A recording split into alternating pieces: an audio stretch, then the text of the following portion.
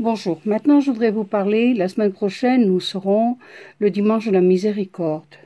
Donc vous savez que pour ce dimanche-là, beaucoup de personnes se préparent pour la confession et il y en a beaucoup qui font qu'une fois par an. Alors voilà, il y a beaucoup de personnes qui me disent mais moi je ne sais pas quoi dire aux prêtres et tout. Beaucoup de personnes aujourd'hui, à l'heure actuelle, n'ont pas de père spirituel. Quand je dis un père spirituel, d'abord, dites-vous bien que quand vous allez vous confesser, essayez de vous confesser toujours au même prêtre. Ça, c'est important parce qu'il va vous connaître, il va pouvoir savoir vos défauts. Mais vous ne devez pas avoir peur. C'est ça le problème. Aujourd'hui, les gens ont peur. Hein?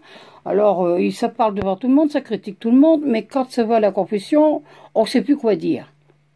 Alors, dites-vous bien qu'un confesseur, c'est un père spirituel, c'est le père de votre âme.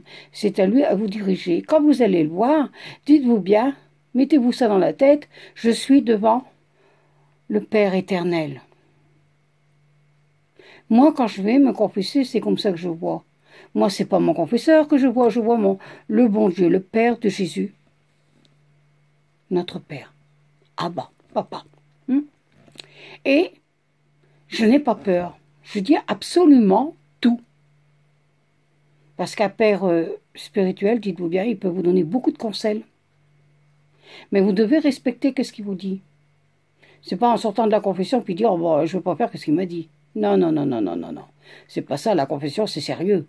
C'est avec le bon Dieu. Faut pas non plus l'oublier. Alors, dites-vous bien une chose, que la confession, c'est une chose très importante. J'ai déjà fait 2 cassettes sur la confession, mais c'est vrai que les gens ne comprennent toujours pas qu'est-ce que c'est de la confession.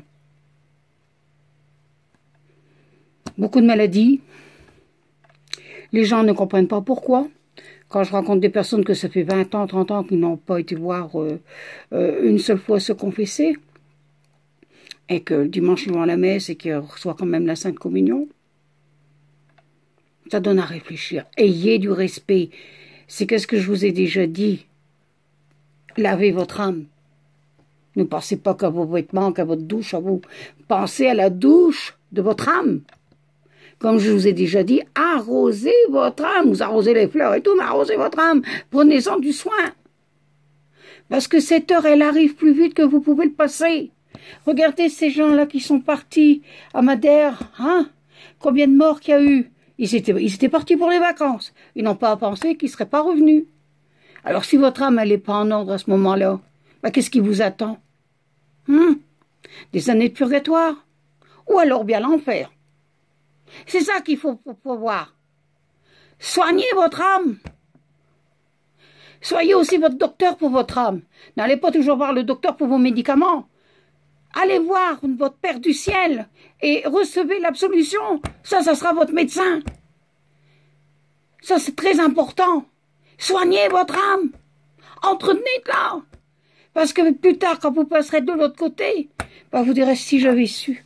Oh mon Dieu, si j'avais su. Mais il sera trop tard. Et si vous avez personne qui prie pour vous, eh ben vous en avez pour longtemps à vous faire à passer le purgatoire dans des souffrances terribles.